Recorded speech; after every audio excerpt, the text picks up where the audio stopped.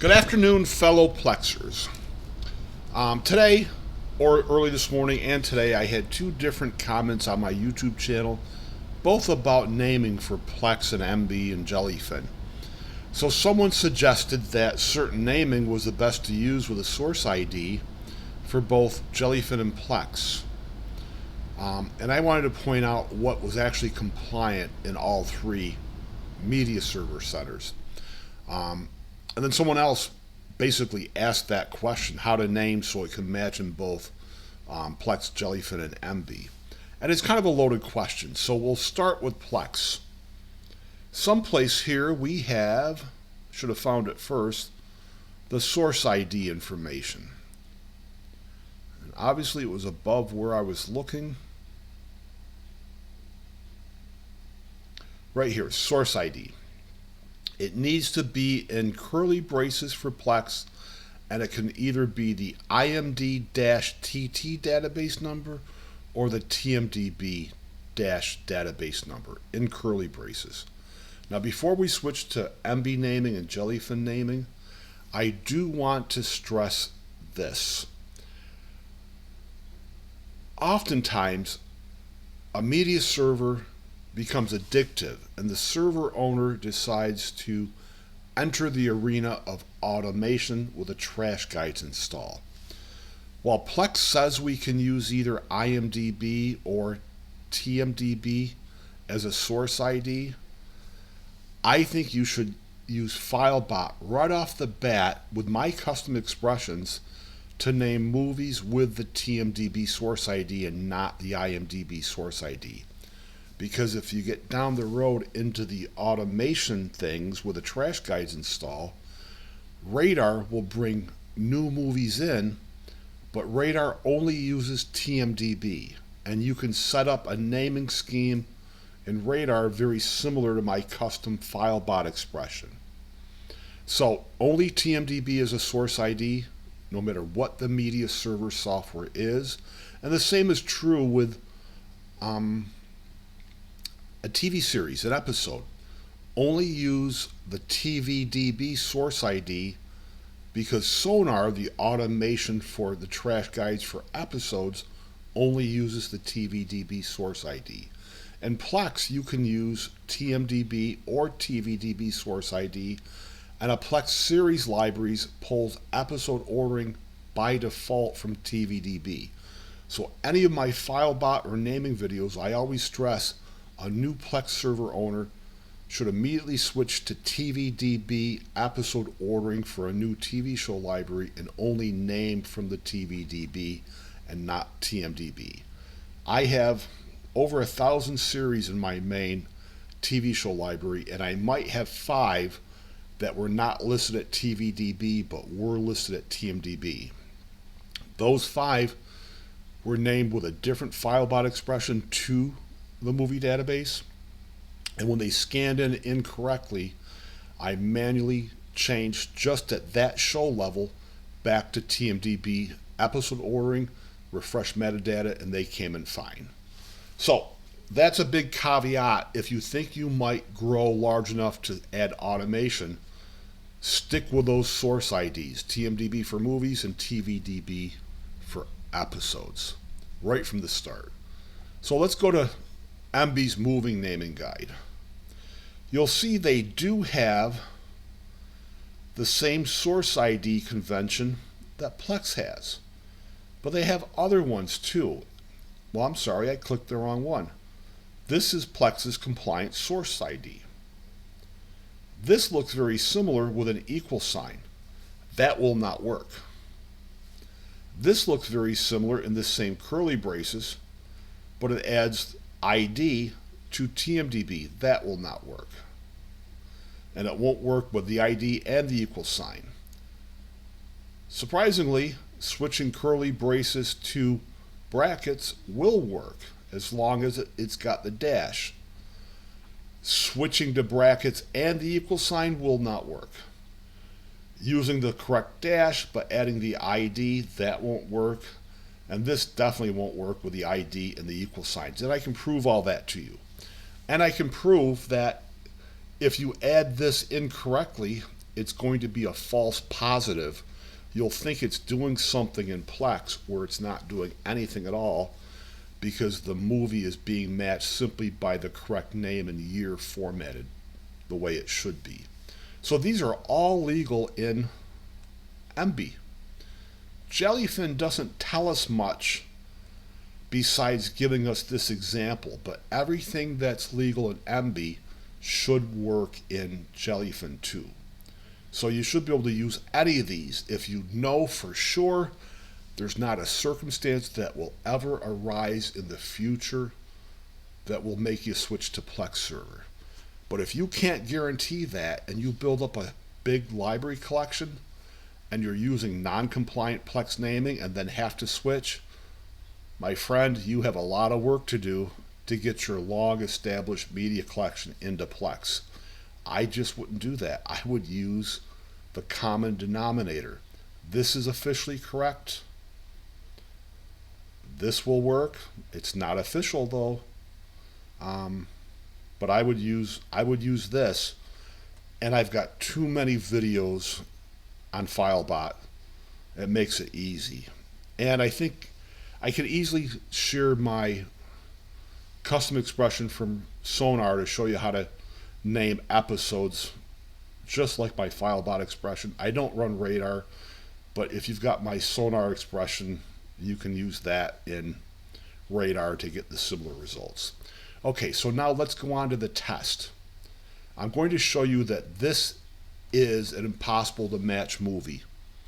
And it's been impossible. I have a longer video from a couple years ago talking about why you should use proper naming conventions for Plex and not using underscores, not using periods instead of a natural space.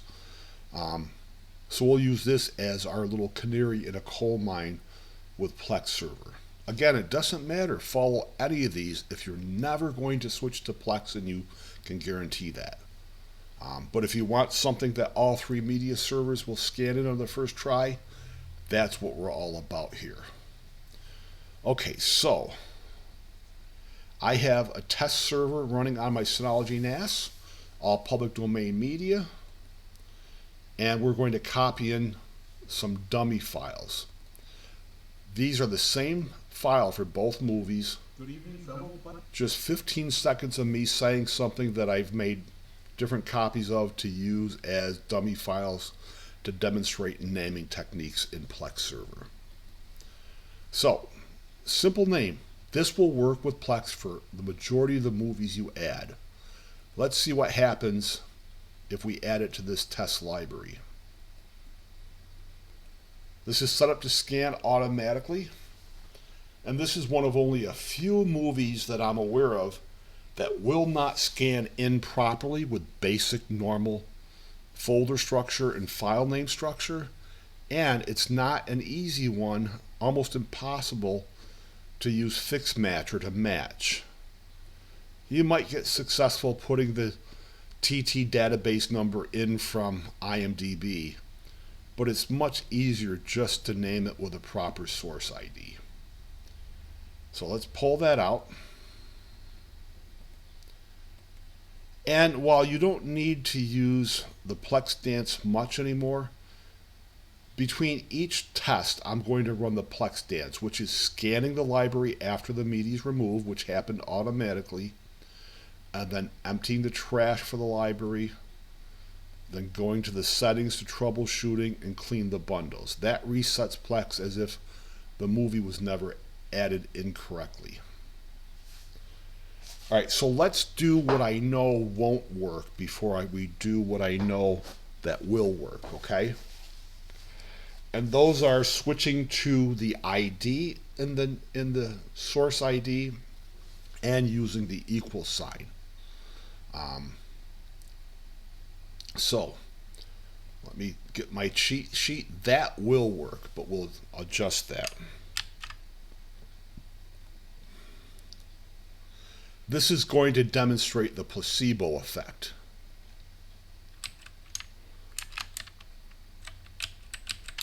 Okay, let's just add the ID here. We'll leave the curly braces. And then the placebo one will be this one. This should scan in, and I haven't tried this. So this is me always working without a net. Okay, so what were we going to do here? Are we adding the ID? Is that what I just said? Yes. Okay, so let's add both of these. If this doesn't scan, and this does, we know that's a placebo source ID that really isn't being used.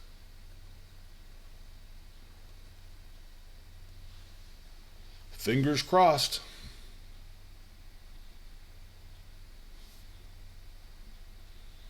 Okay, it didn't scan either of them. Can we match this one?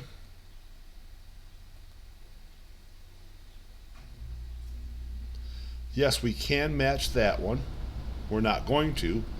Can we match this one? Doesn't even give us the option to match. Okay, so it's a little bit worse than I thought. The ID can't be used at all. Let's pull both of these out.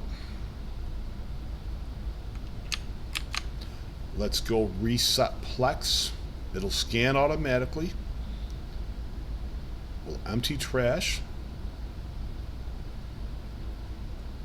And emptying trash is clicking the three dots, manage library, and empty trash. And then we'll go to the settings, to troubleshooting, and clean the bundles. Okay, so the ID messes things up. I can't select both movies. Let's remove the ID and change the dash to an equal sign. And we'll do that for both movies.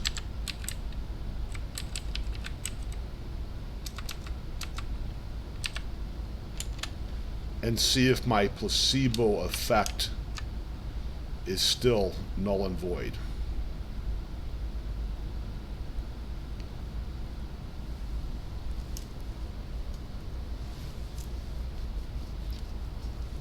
Okay, so neither one scanned improperly, and we should still be able to fix this more normal one by using match. Nope, we can't match this one with this naming convention where we could before.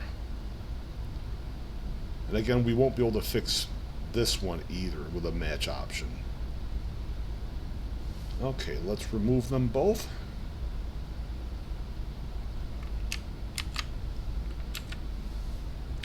And we'll reset Plex once again. We'll let it scan. Empty the trash. And clean the bundles. Alright, so those are the ways that we knew it would not work. It won't work with the ID, and it won't work with the equal sign. So let's change that back to an equals. And now let's change this to brackets. And I know that that's our term in the UK or the US, curly braces and brackets and parentheses. And I can't remember, but I know it's all different over in the UK. So to my friends across the great big pond, I'm sorry I can't keep that straight in my head. So parentheses over here are round, brackets have the right angle at the top and bottom, and the curly braces are all squiggly. In case it's hard to see all of this, I can't enlarge things any more than what I have them enlarged. Okay, so let's cut these, put them in, and we'll see how we scan.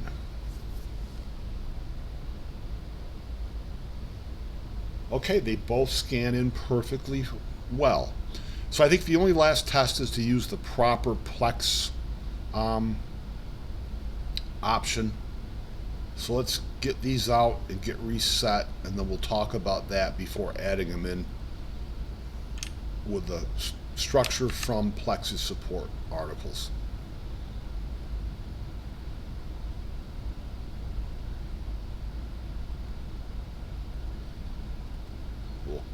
cleanse Plex's palette again.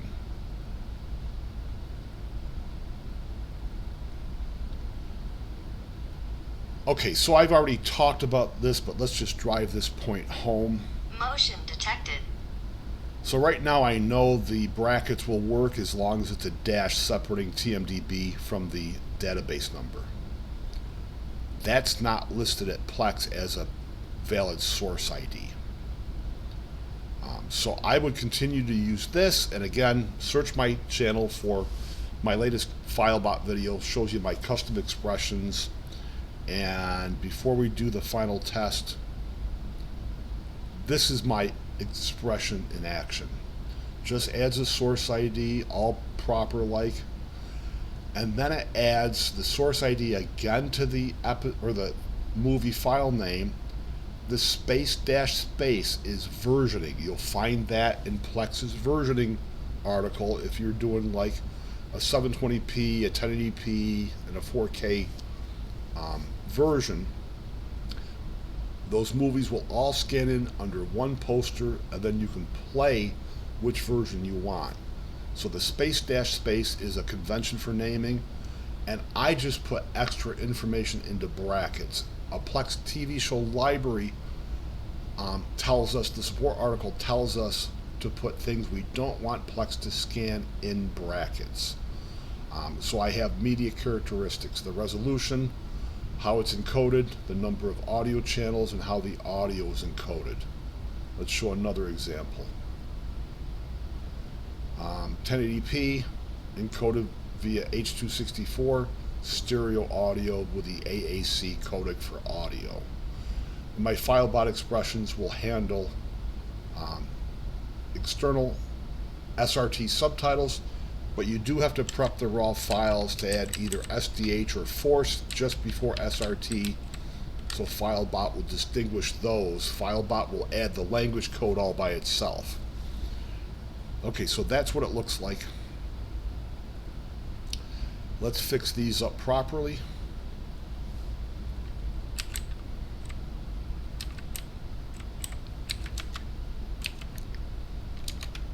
With the curly braces.